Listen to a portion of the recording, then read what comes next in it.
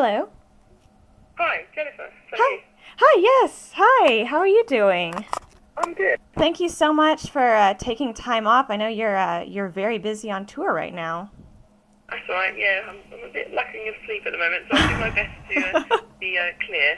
Okay, well, let's see. You are calling from Australia. I guess, did you just get done with your concert in Adelaide?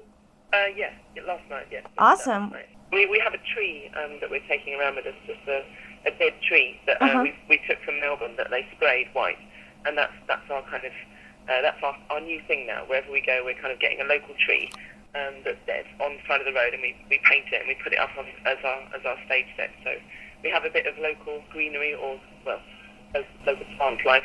Right. Oh, that's an awesome idea. It's very creative. Yeah, cost effective as well. Okay, well, what I really wanted to talk to you about in this interview was Live for Sendai. And it aired on April 11th at 5 p.m. Miami time. And I guess I got to see it, and it was a cyber benefit concert that you guys streamed for Japan earthquake relief. And I mean, the technical aspects, just the way you put it together, to me at least, were just mind-boggling. I mean, you had artists from all over the world streaming in with video and performing these awesome concerts. So how did you finagle that, technology-wise, I guess? Well, there's a program called Vocal, which is what we were using. Mm-hmm. These guys, it's a beta program at the moment. It's not quite fully developed. It's pretty much getting there, and we notice a big difference every time we do one of these, because we've done a few of them, Thomas and I. And basically they got in touch with me maybe a year and a bit ago, and just said, we've got this new software, we think you're going to love it. I do a lot of blogging, and I do a lot of kind of collaborative fun projects with the fans, and I'm often kind of online doing things. So they thought maybe I'd be a good person to test it out. So I went and met them in LA, I was there anyway, and met up with them, and we did the first broadcast that they'd ever done.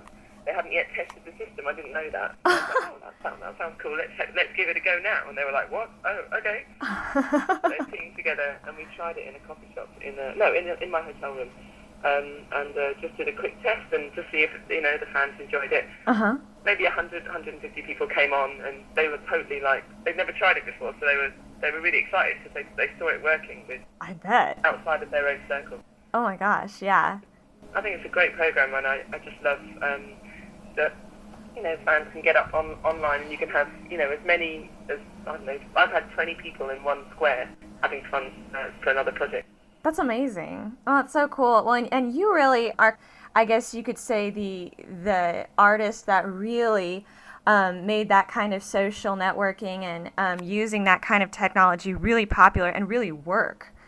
So it's really, really cool to see you using it now for charitable work. With the Live for Sendai performance, besides yourself, you had the involvement of artists like Jamie Cullum, Amanda Palmer, Zoe Keating, Ben Folds. How did you get all these musicians to come together like this?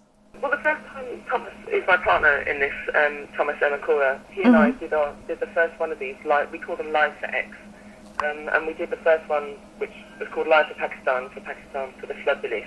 It really we just came up with the idea one evening, and we just thought, we want to get something together, because I was being asked, I get asked a lot in my email, can you do this for this charity, can you help us with this and this, can you tweet this, Sure. Can you do that?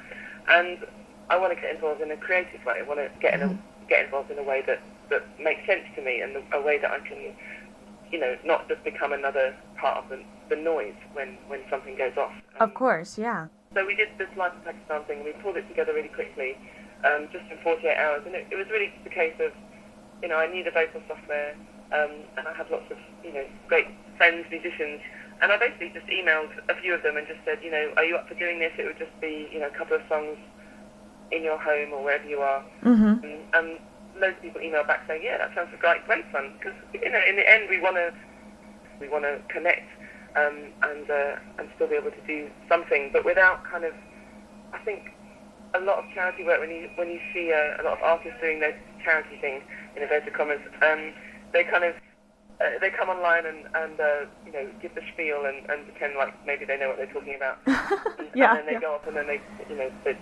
don't care about it anymore. It's just it's just a thing for press or for camera. Sure. And this way, it's a way for us to say, maybe we don't know everything that's going on, but we wanna help. And the only way that what we're good at is we're good at singing songs, and we're good at performing, and we're good at connecting with our fans. So we'll do that bit, and we'll leave the talking and to the people who know what they're talking about. Right.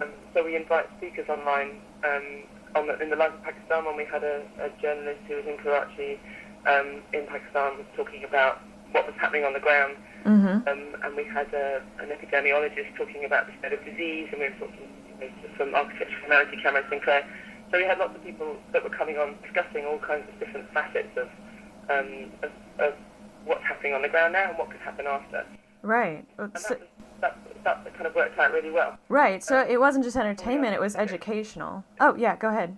Yeah. So it really, we kind of, I guess from that one, kind of created a small network of musicians who really enjoyed it, and for us it's really easy. We just come online and do a couple of songs, and that's our bit, and we introduce the event to our fans, and they come online and they stick around and they can click to donate to the cause, and hear some information. It's a free concert, and hopefully people give some money to the cause. That's awesome. Well, and one of the things I thought was really cool and really fascinating about Live for Sendai was that not only were you trying to raise funds, but you were soliciting ideas from viewers by asking them to share their concerns about what areas in Japan they thought needed the most help, different ways to help them, and even to submit architectural designs. So how did that all work?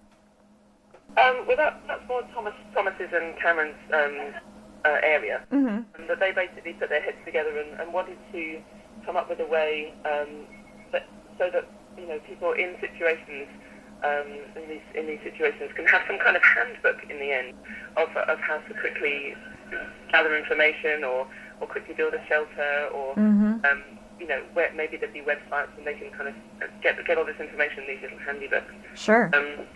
The idea was basically to kind of crowdsource design ideas, and also to crowdsource the space of where they thought that the help was most needed. And we did have a few design ideas. Again, we think the model's really good, but kind of getting people involved in another way too. Oh, yeah, definitely. Well, because, I'm sure there's a lot of people who really want to help but may not necessarily be able to donate cash, or might want to donate both, Yeah, you're kind of asking people who maybe wouldn't ordinarily be, in that kind of business, or in that world. So they're suggesting, ideas, thinking out of the box.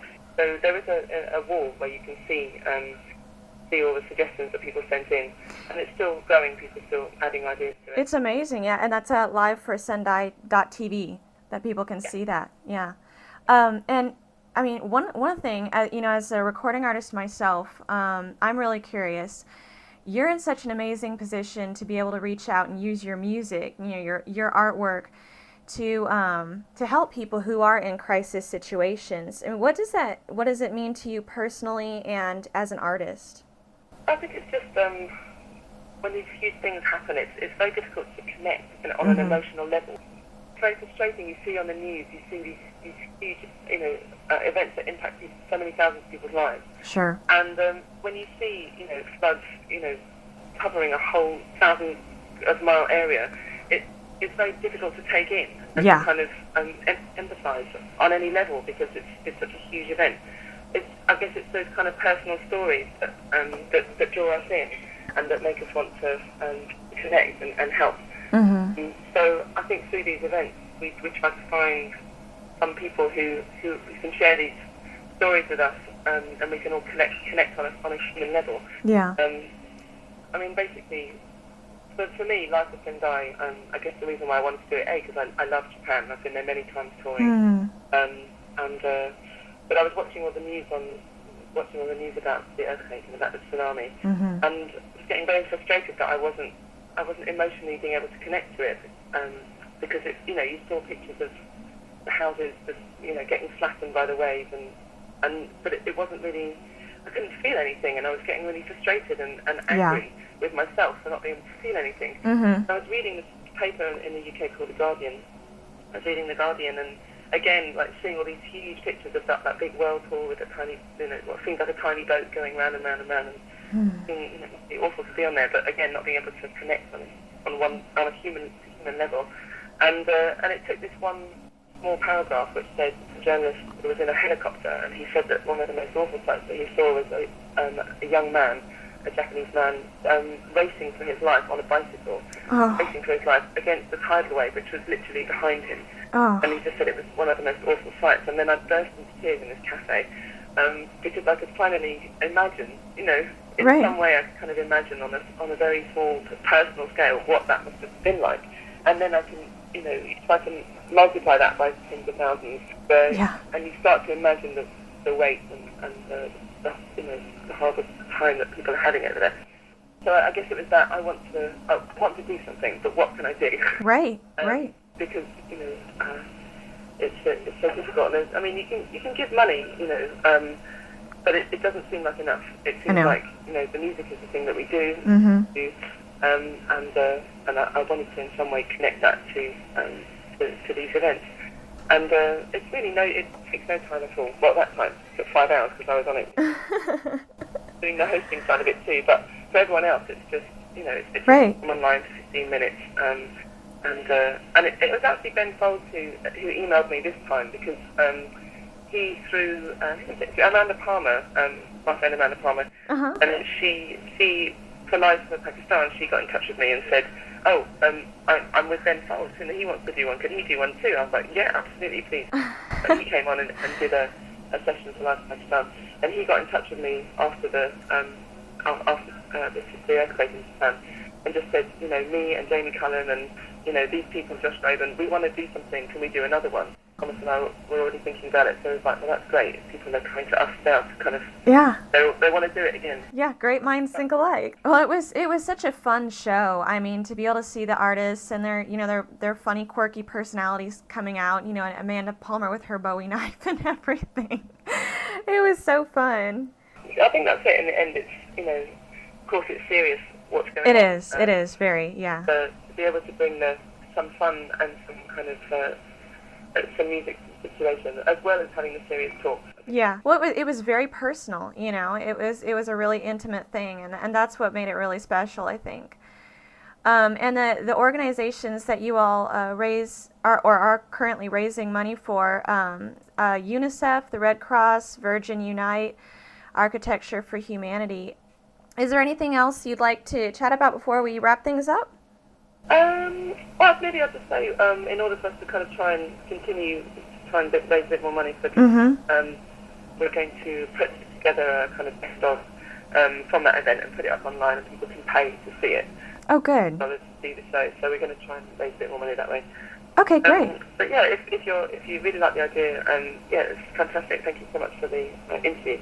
And in future, Live for X. It seems like lots of artists are really like it, and so we'll be doing, I guess, we'll maybe doing some more of them, and trying to just refine it so we can get some proper cash out of people. There you go. Well, it sounds brilliant. So, well, thank you so much, Imogen, and good luck on the rest of your tour, and thank you so much for your time. My pleasure. Cheers, Jennifer. Okay. Alrighty, bye.